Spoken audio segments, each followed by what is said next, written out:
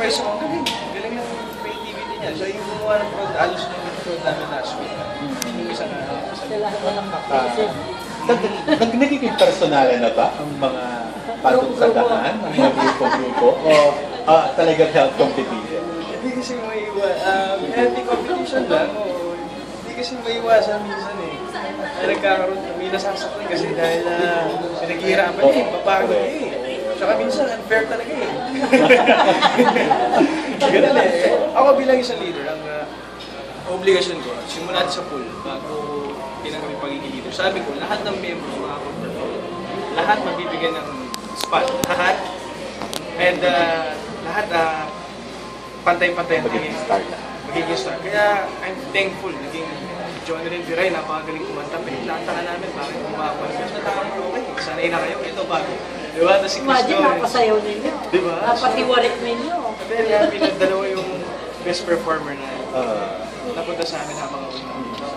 And Chris, dito naman sa prinsesa ng buhay. Ulit. How do you feel about the new title? Prinsesa ng buhay ko.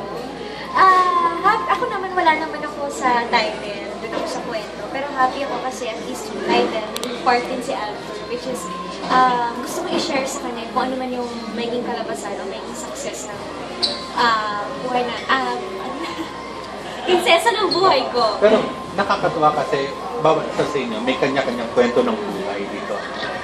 Opo, pagka may highlight din talaga yung bawat character. And kumusta ang pagkatrabaho niyo together again? Pagkatapos ng mahabang panahon.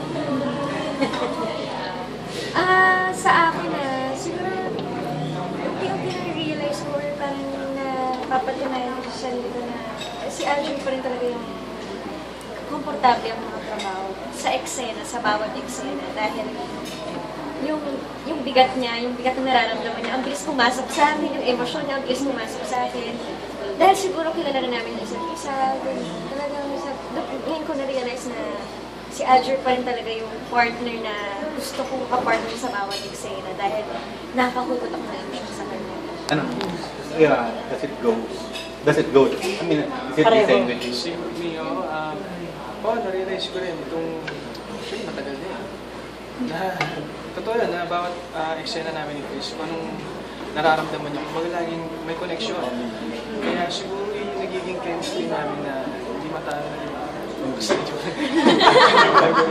yung chemistry namin na nagkakaroon ng magic sa television dahil nagmumukhang natural talaga kung kami yung mag-eksena. Kasi talagang pag nag-eksena kami, nasa moment talaga kami dahil there's always a connection na mahirap, hindi naman sa mahirap, kumbaga papasalamat din ako dahil sa sobrang tagal na rin namin magkatrabaho ng Chris. Lumalabas yun na hindi madaling makuha sa iba. Diba? It takes hard work bago makuha.